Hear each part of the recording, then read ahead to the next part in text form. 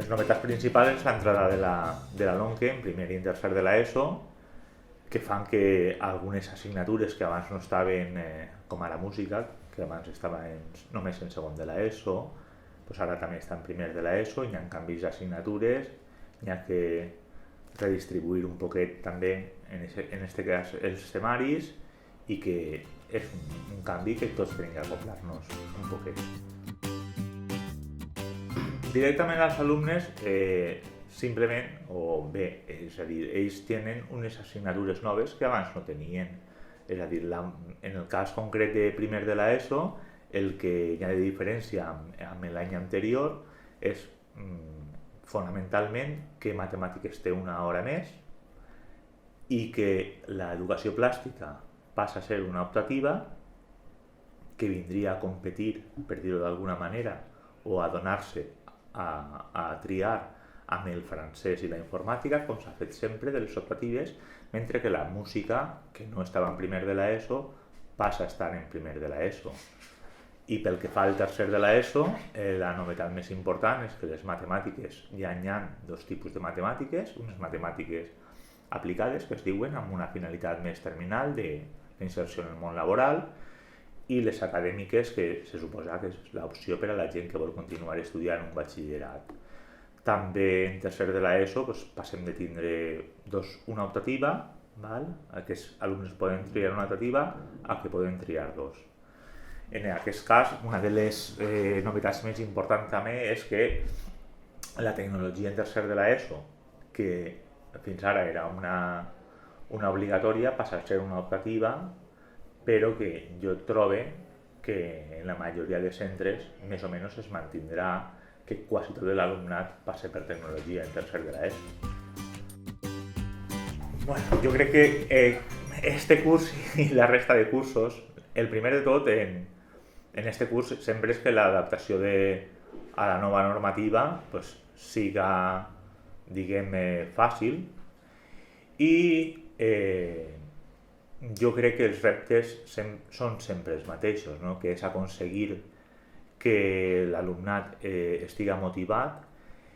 i que l'alumnat, diguem, assolisca uns hàbits de treball i uns hàbits socials que són bàsics per a la vida, que jo crec que en un centre educatiu i sobretot en els primers cursos de l'ESO és el més important. Moltes vegades ens importa molt, i és evident que ens importa molt, el contingut, diguem, acadèmic, però el que no és contingut acadèmic és també ben important, és a dir, adquirir l'hàbit de treball, adquirir la responsabilitat, adquirir una manera adequada d'adreçar-se a la resta de companys i a professorat, adquirir totes aquestes coses que moltes vegades pensem que ja estan adquirides, però que no estan adquirides quan un alumne arriba així en 12 anys. En la pràctica el que passava és que fins ara el que hi havia abans de la LOMQE era el que es deien els programes de diversificació curricular, amb els quals els alumnes, diguem, que la seva trajectòria ens deien que probablement per una via ordinària no pogueren traure el graduat, en centres grans, no en el centre de Sollana, en veritat, tenien una alternativa, que era un programa amb una reducció de professorat i agrupant les matèries per afinitats. Allò que diem l'àmbit, o que se diu l'àmbit científic, matemàtiques, ciències i tecnologia, i l'humanístic, les llengües i les socials. El que passava amb la LOMQE és que aquest programa,